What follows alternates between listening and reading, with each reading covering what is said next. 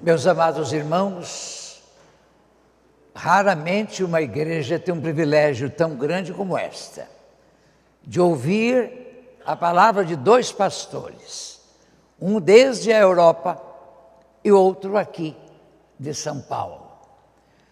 Raramente a igreja tem o privilégio de ouvir a oração de três pastores que integram esta igreja, a primeira igreja batista do Brás. Mas o maior privilégio de todos é ouvir a voz do bom pastor. Aquele bom pastor que deu a sua vida pelas ovelhas, que morreu por nós e ressuscitou, e com ele ressuscitamos. Por isso que o tema desta manhã é Igreja, Comunidade da Ressurreição. O esboço da minha mensagem é o boletim. Eu sei que vocês precisarão de lentes para ler, porque a letra é miudinha. Mas vejam lá, Igreja, Comunidade da Ressurreição. Colossenses 3, de 1 a 17. Vocês sabem que quanto mais lemos a Bíblia, mais nossa mente e nossa vida são abençoadas. É uma coisa maravilhosa. Estive ouvindo a respeito de uma pesquisa feita nos Estados Unidos com milhares de pessoas e a importância da leitura da Bíblia. Como a leitura da Bíblia, frequentemente, abençoa as pessoas. E nós queremos cultivar isso. Aliás, eu vou trazer esse pequeno vídeo para vocês ouvirem, para vocês verem. Mas vejam só esta passagem bíblica lá de Colossenses 3, de 1 até versículo 17. Vamos ler? Está ali coberto o texto.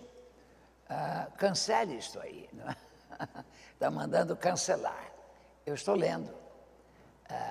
Mas vamos ver o texto. Se não, vou pedir que vocês abram a sua Bíblia, ou abram o seu canivete. Porque uns trazem espada, outros trazem um canivete, desse tamanho. Nunca vi fazer guerra com canivete. Nunca vi. Guerra de canivete não existe. Mas com a palavra, sim. Está havendo alguma dificuldade no nosso computador? Se não, nós vamos ler. Eu trouxe a espada. Aqui está. É a minha que não está sendo. Isso chama maldade. Não é? Eu vou ler. Deve ser algum corintiano. Então, vamos ler aqui o texto. Eu vou ler um versículo e vocês vão ler o outro bem forte. Vamos ler em pé. Em pé, a palavra de Deus. Ou é gente do Corinthians ou da Água Santa, não sei. Vamos ver. Já que fostes, ressuscitastes com Cristo, buscai as coisas de cima, onde Cristo está sentado à direita de Deus.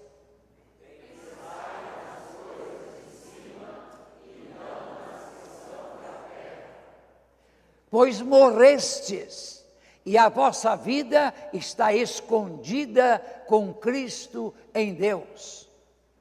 Quando Cristo, que é a nossa vida, se manifestar, também vos manifestareis com Ele em glória. Portanto, vejam só a conclusão a que Paulo chega. Se já ressuscitamos com Cristo, devemos pensar nas coisas do alto, ter a mente voltada para o céu. Portanto, eliminai vossas inclinações carnais, prostituição, impureza, paixão, desejo mau e avareza, que é idolatria.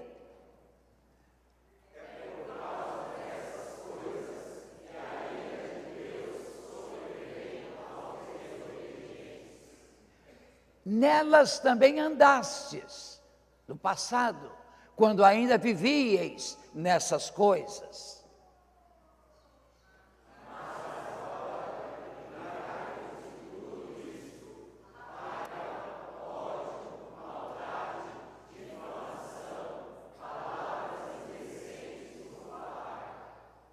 Não mintais uns aos outros. Mentira, tolerância zero. Não mintais uns aos outros, pois já vos despistes do velho homem com suas ações.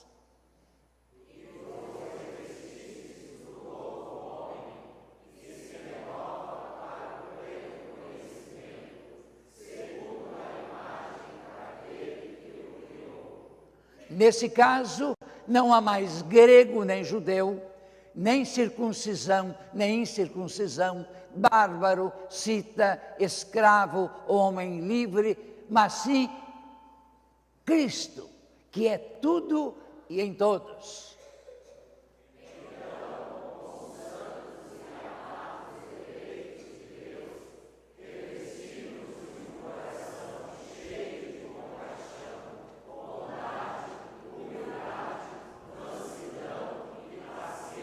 Paciência é vírgula, suportando e perdoando uns aos outros. Se alguém tiver alguma queixa contra o outro, assim como o Senhor vos perdoou, também perdoai.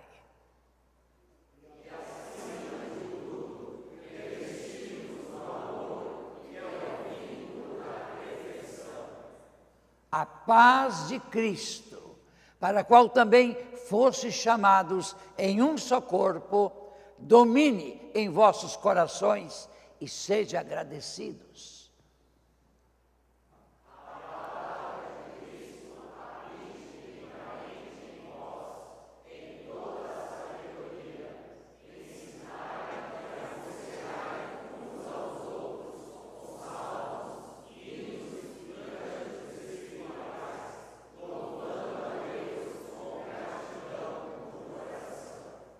E tudo quanto fizerdes, tudo, palavras, ações, tudo quanto fizerdes, quer por palavras, quer por ações, fazei em nome do Senhor Jesus, como se Ele estivesse fazendo, dando graças por Ele, a Deus Pai.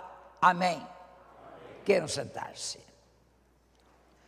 Meus irmãos, sem sombra de dúvida, a morte vicária, isto é, a morte de Cristo em nosso lugar, e a ressurreição de Jesus Cristo constituem o âmago, o coração da mensagem cristã.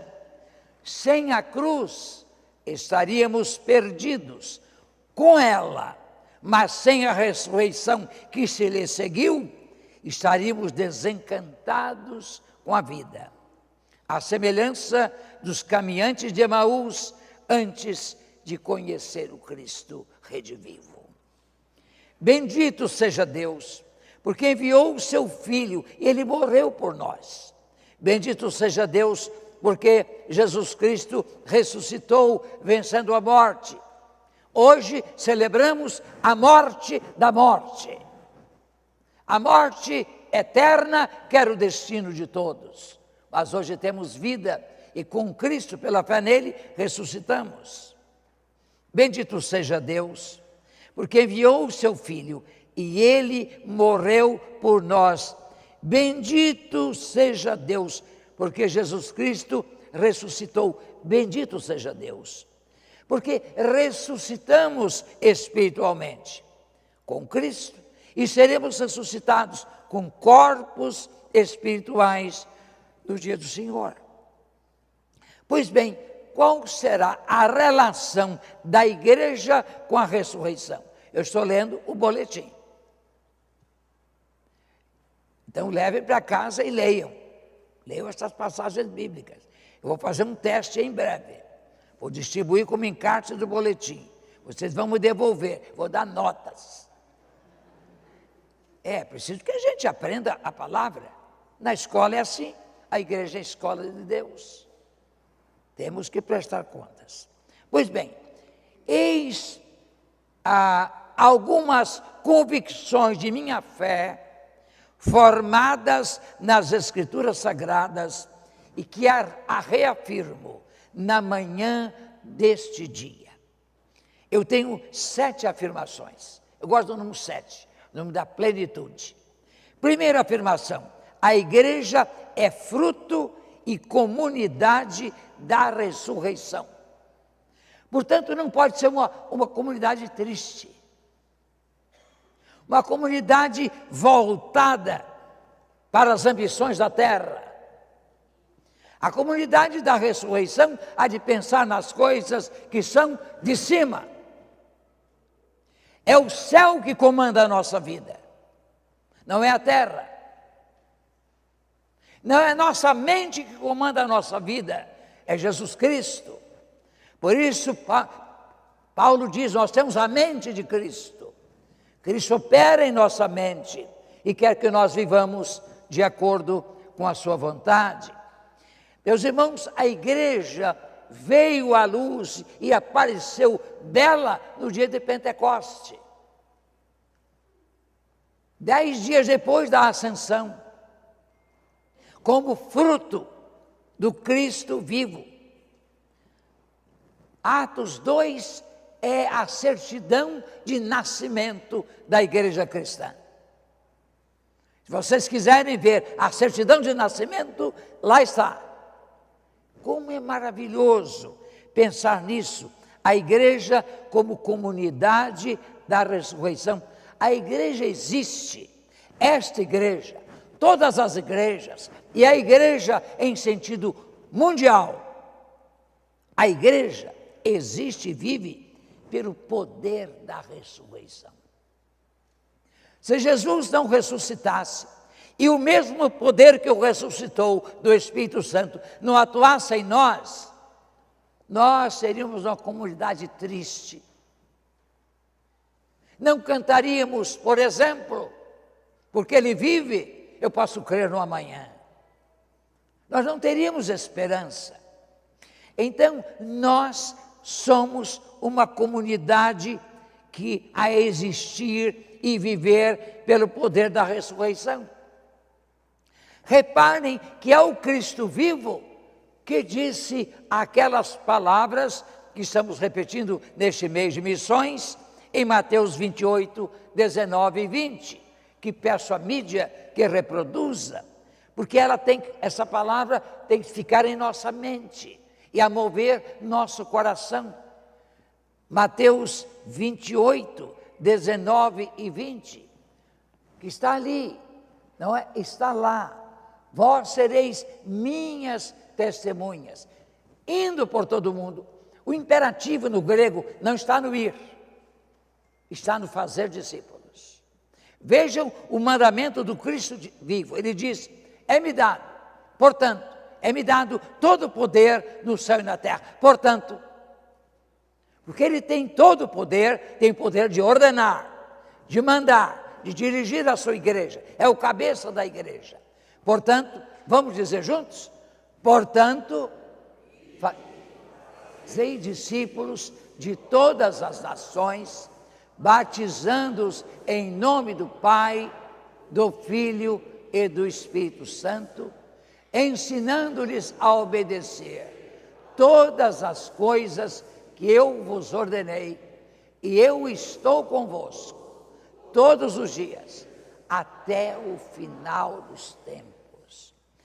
Que esta igreja, que todas as igrejas personifiquem, personalizem esse mandamento dizendo, nós iremos por todo o mundo.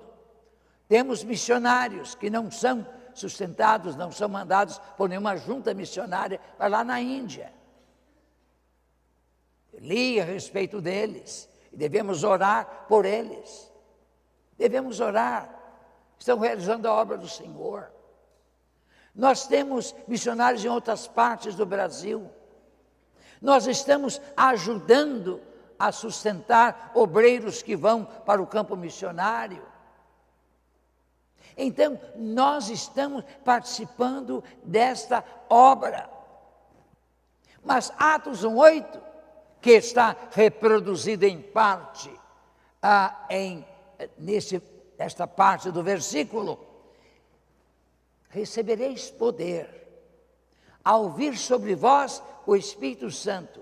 Reparem que o Senhor não só nos dá a missão, mas nos dá a capacitação. Você tem vergonha de evangelizar. Você não sabe evangelizar. Você não sabe abordar uma pessoa com a mensagem do Evangelho. Talvez seja esse o seu caso. Pois olha, se você orar e pedir ao Espírito de Deus que o habilite, que lhe mostre as pessoas a quem você deve alcançar, Ele vai dar palavras a você, que você nem imagina. Você vai começar a falar e a testemunhar e a falar da própria experiência sua com Jesus, que as pessoas serão tocadas. Ah, meus irmãos, o poder para o testemunho do crente individualmente e da igreja vem do céu. Por isso, pensai nas coisas que são de cima, mas recebereis poder quando o Espírito Santo descer sobre vós. Nós já recebemos. Então nós vamos ler esse texto aqui de maneira diferente. Eu quero convidá-los a pôr na primeira pessoa do plural. Então vou dizer assim: nós recebemos poder quando o Espírito Santo desceu sobre nós, e seremos testemunhas de Jesus, tanto em Jerusalém, tanto em São Paulo, como em toda a Judéia, todo o estado de São Paulo e Brasil, e até no estrangeiro. Vamos assemelhar Samaria a Paraguai, já tivemos guerra com o Paraguai, e no futebol, Argentina, não é? Então, Paraguai ou Argentina, e até os confins da terra. Vamos ler juntos? Recebemos poder quando o Espírito Santo desceu sobre nós, e seremos testemunhas de Jesus, tanto em Jerusalém, em São Paulo, como em toda a Judéia e Samaria, e até os confins da terra. Esta igreja é lembrada todo domingo, quando entra neste tempo, deste mandamento.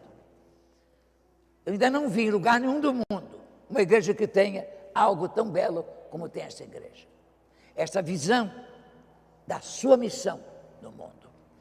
Ah, meus irmãos, a igreja vive no poder da ressurreição.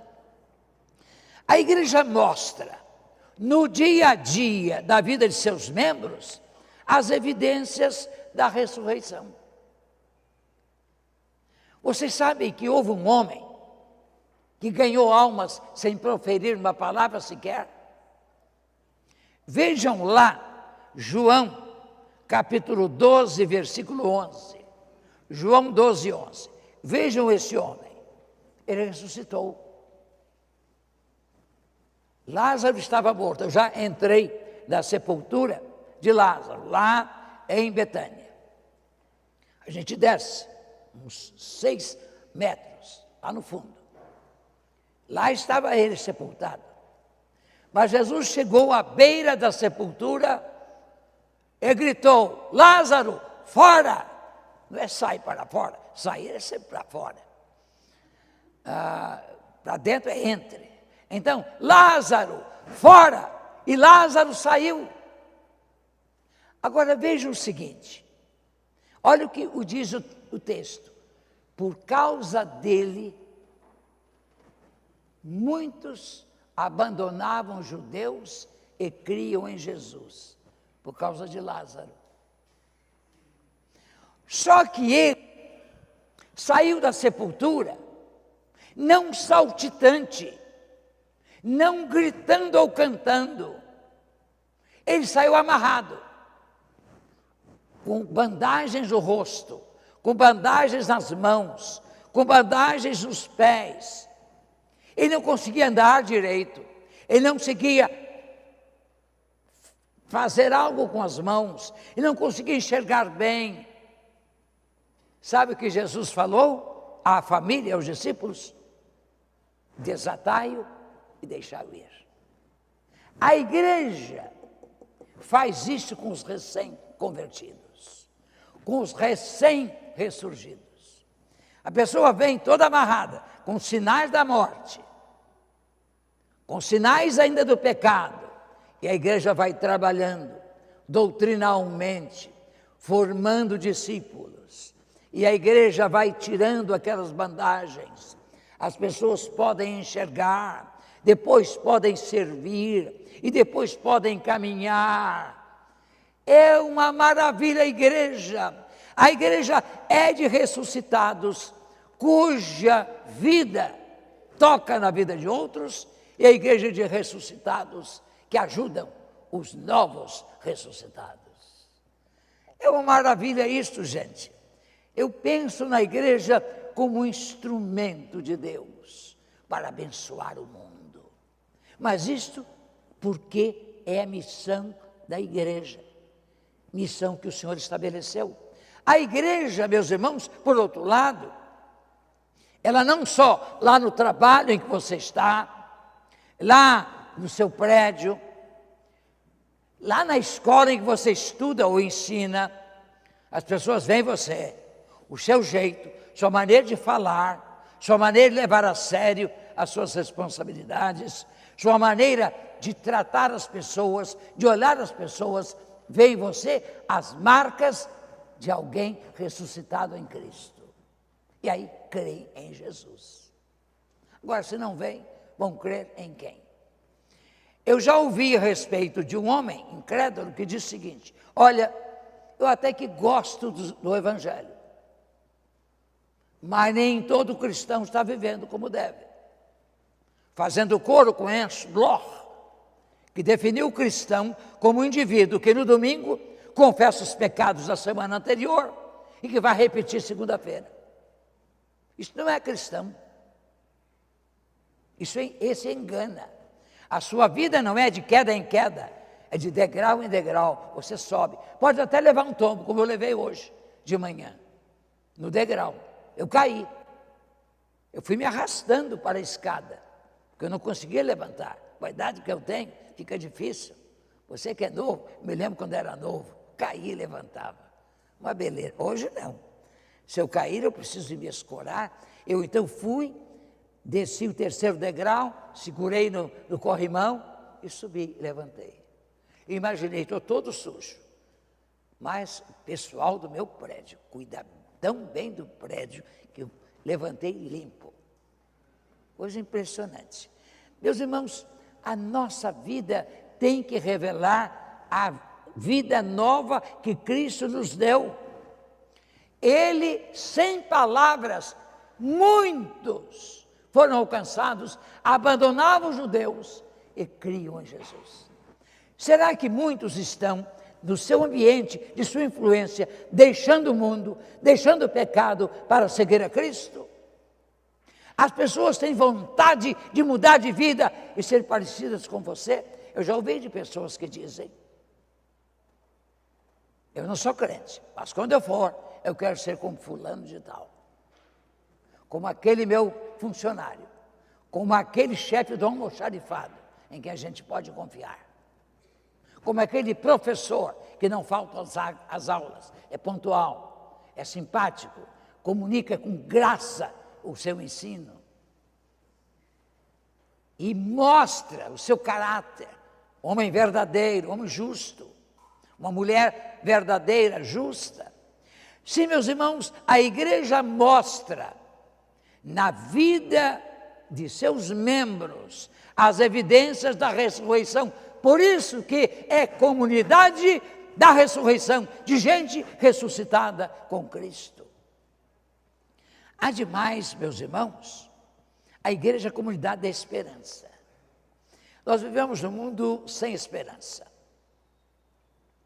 Aliás, Paulo, falando a respeito dos Efésios, cuja carta estamos estudando, ele diz que antes vivíeis distantes das promessas de Israel, vivíeis sem esperança e ateus no mundo, sem Deus no mundo, mas agora, em Cristo, chegastes perto. Então, nós somos gente prisioneira da esperança. É interessante que a esperança tem por símbolo algo muito interessante. Vocês sabem qual é o símbolo da esperança? Qual é o símbolo da esperança? Se alguém souber, fale bem alto. É a âncora. O autor de Hebreus fala aí nisso, que a nossa fé é como âncora, a nossa esperança está plantada no trono da graça. A nossa esperança não está aqui, não está nesta vida, porque se esperarmos em Cristo só nesta vida, somos os mais miseráveis de todos os homens. Dilo Paulo. Mas nós temos esperança de vencer com Cristo as aflições, as tristezas, as perdas de bens materiais, perdas de emprego, perdas de família, perdas de relacionamento. Nós temos em Cristo esperança. Amanhã será melhor. Deus tem um futuro para mim. Eu acredito no Senhor. O Senhor ressurgiu, eu posso ressurgir também. Eu estou nas cinzas. Eu me sinto como que dentro de um túmulo, mas o Senhor vai ressuscitar a minha esperança. Sim, a igreja, meus irmãos, é comunidade da esperança. Vejam 2 Pedro 3,12. No boletim o Pedro está com P pequeno, mas Pedro é Pedro mesmo, é grande. Pedro o Grande, parece o nome do imperador. 2 Pedro 3,12. Vamos ver o que está lá. Aguardando e esperando ansiosamente a vinda do dia de Deus. É o dia da vinda do Senhor. Por causa desse dia, os céus se dissolverão pelo fogo, e os elementos ardendo derreterão, como derreteram com as explosões de Hiroshima e Nagasaki. Meus irmãos, o fim do mundo vem, Jesus vem, nós temos esperanças de justiça, podemos ser injustiçados no mundo, podemos ser perseguidos no mundo, podemos ser prejudicados por causa da nossa fé, podemos ser demitidos de nosso emprego. Mas nós sabemos que somos mais do que vencedores, porque Jesus está conosco. Nós vivemos presos na esperança. Nossa âncora não está aqui, está lá. Sim, meus irmãos, a igreja também, em face da ressurreição, ela se assemelha aos discípulos de Emaús, sobre os quais o pastor Ricardo Aracaque falou, o que mencionou. Eles eram desanimados. A nossa esperança estava naquele mestre. E agora morreu, foi sepultado e morreu como um malfeitor, tendo por vizinhos um ladrão de um lado, um malfeitor de outro. Pois bem, vejam só o que vai acontecer. Eles são tristes. O diálogo deles não é um diálogo, é um monólogo a dois, que falam as mesmas coisas, sentem as mesmas coisas. Aí aparece o estranho. Que é que vindes conversando e falando durante a caminhada? Ué, tu não sabes o que aconteceu? Quais? Meus irmãos, Jesus é o maior psicólogo do mundo, porque o psicólogo quer que a gente fale. É a anamnésia de toda a nossa vida. O que aconteceu? Não sabes. Tu és o único que não sabes. O que mais sabia. Jesus é assim, ele se identifica conosco. Jesus ouve a reclamação daqueles homens. Tardos de coração. Não sabeis o que as Escrituras dizem? Moisés, os profetas. E Jesus, começando lá no Antigo Testamento, foi contando tudo, foi a caminhada bíblica de uma escola dominical itinerante, porque foi dominical, foi no domingo. Uma escola itinerante, iam caminhando e Jesus falando, e Jesus explicando as Escrituras, e o cumprimento das Escrituras naquele sucesso ou insucesso para os olhos humanos. Meus irmãos, que maravilha aconteceu. Eles ficaram tão felizes, o semblante deles mudou, o coração deles mudou. Chegando a Emaús, Jesus fez menção de ir adiante. Ele disse: nós não podemos perder essa companhia. Um deles tinha casa lá, ou os dois tinham, não sei, mas foram para a casa de um deles. Senhor, fica conosco, que é tarde. Há perigo na caminhada. Fica quando Jesus entrou. Eles então prepararam a mesa, o pão, o cálice, e pediram a Jesus que orasse, desse graças. Quando Jesus tomou o pão para dar graças, eles viram os sinais dos cravos, e Jesus desapareceu. Aí um olha para o outro e diz: o nosso coração não ardia, não pegava fogo, porque coração de crente ressuscitado pega fogo. Não ardia o nosso coração, não queimava o nosso coração dentro de nós, quando ele abriu as Escrituras e nos falou delas e do que elas diziam sobre ele. É Jesus. Sabe o que eles fizeram? Com o medo que haviam revelado ao falar a Jesus que ficassem com eles. Eles voltaram naquela mesma hora para Jerusalém. Uma igreja ressuscitada é comunidade que, à semelhança dos discípulos de Emaús, volta à comunhão dos fiéis e ao serviço, com alegria e coragem. Se você, membro desta igreja, ou de qualquer outra igreja, está afastado, está longe, está triste, está amargurado, com Deus ou com pessoas humanas, conheça o Jesus ressuscitado. Lembre-se das suas mãos feridas com as marcas dos cravos. Leia a Bíblia, aprenda da Bíblia, que a Bíblia se cumpriu em pormenores na vida de Jesus. Volte para a igreja, vá para o lugar onde os irmãos estão reunidos. E eles foram e contaram a história do encontro com Jesus no caminho da tristeza, da amargura, do desengano. Como a igreja tem de voltar à vida comunitária. Mas a igreja há demais, eu tenho de terminar. Vocês estão aqui desde as 6 horas. Alguns não vieram não, só vieram às 9. Jesus acordou cedo. Eu citei na primeira mensagem de hoje, palavras do padre Antônio Vieira. Quem mais ama, acorda mais cedo. Quem mais ama, mais madruga. Por isso Jesus acordou primeiro do que Maria Madalena, depois ela. Mas o amor de Madalena foi resposta ao amor de Jesus. Por isso Paulo diz, aliás João diz, que nós o amamos porque ele nos amou primeiro. Vamos dizer essa frase? Nós o amamos porque ele nos amou primeiro. Jesus. Quando eu penso em Jesus, de braços abertos, eu não posso ficar de braços cruzados. Quando eu me lembro de Jesus sofrendo as dores no Calvário, eu não posso ficar parado, eu tenho que avançar.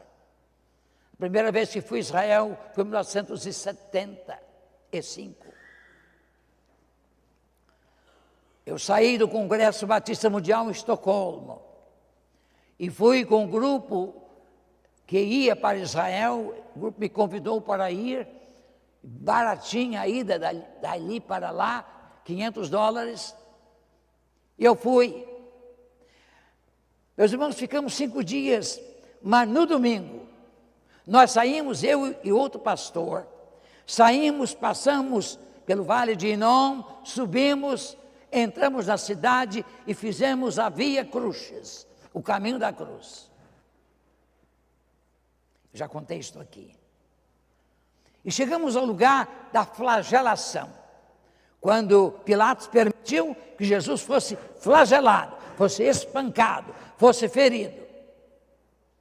Lá há uma capela, feita pela Igreja Católica.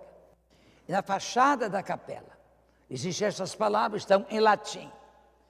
E eu li, palavras de Jeremias, das Lamentações de Jeremias. Vede, ó vós que passais, se há uma dor maior do que a minha dor. A dor de Jesus foi a maior dor para salvar você, para salvar a mim. A nossa vida agora é dele. Nós não temos nada. Tudo é dele. Fostes comprados por bom preço. Portanto, nós somos uma comunidade conquistada pelo Senhor.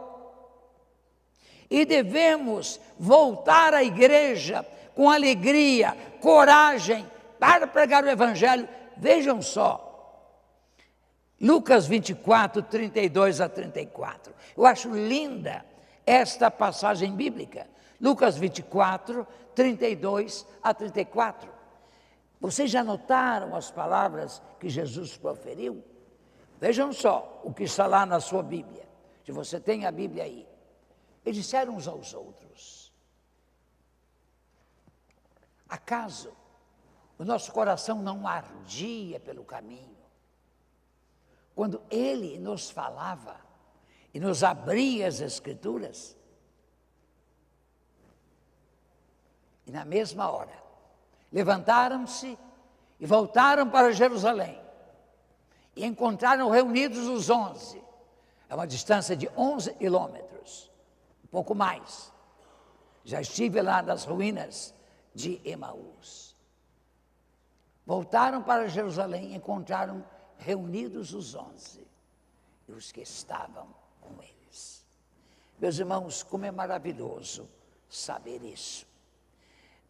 Nós estamos estar reunidos, não deixando a vossa congregação, como é costume de alguns, antes admoestando-vos uns aos outros, tanto mais quanto vedes que se vai aproximando aquele dia.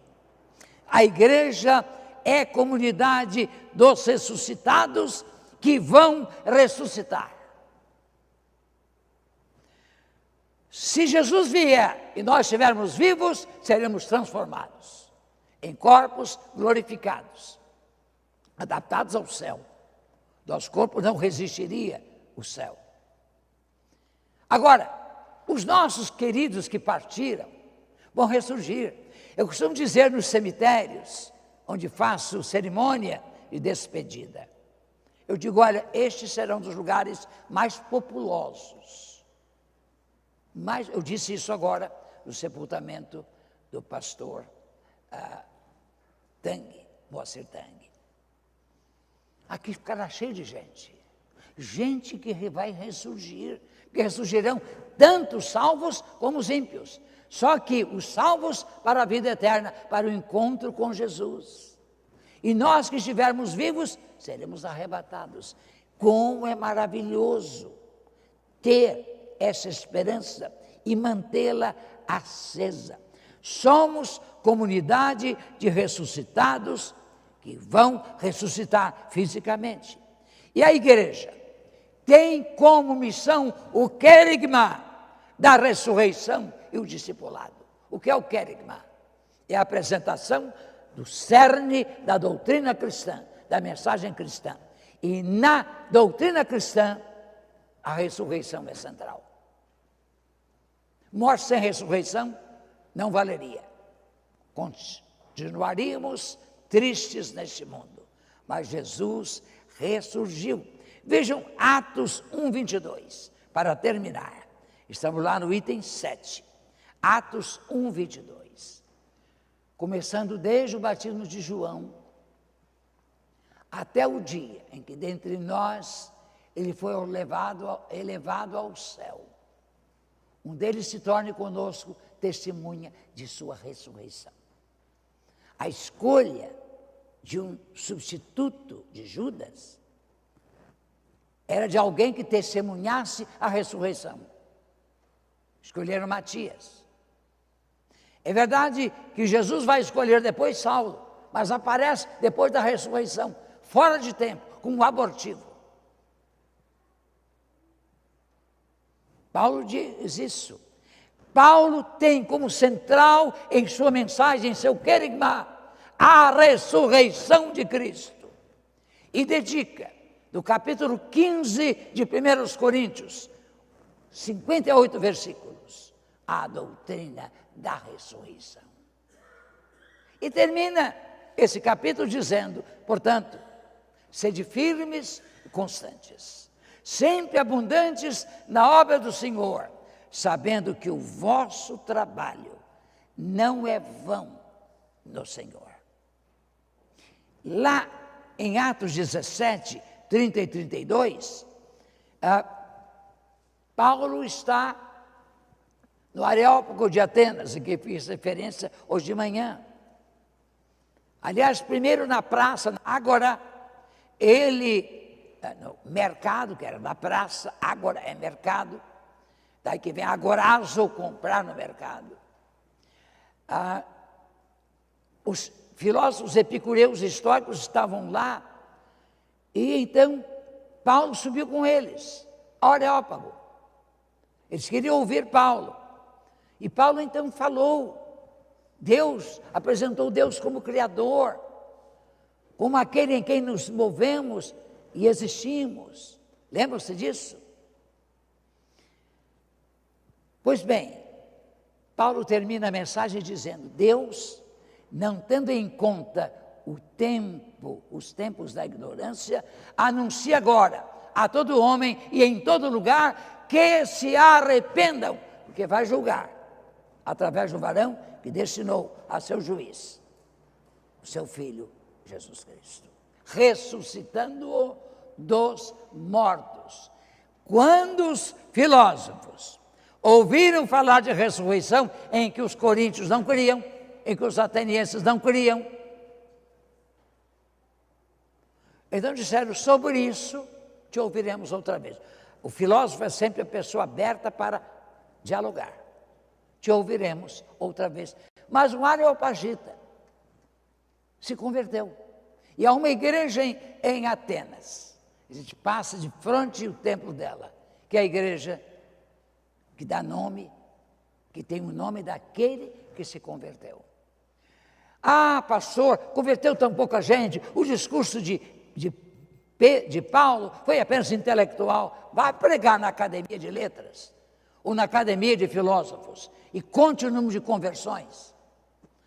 O sábio, o culto, o filósofo, tem vontade de crer e não consegue, porque para crer tem que ter a simplicidade da criança, não a esperteza do sábio.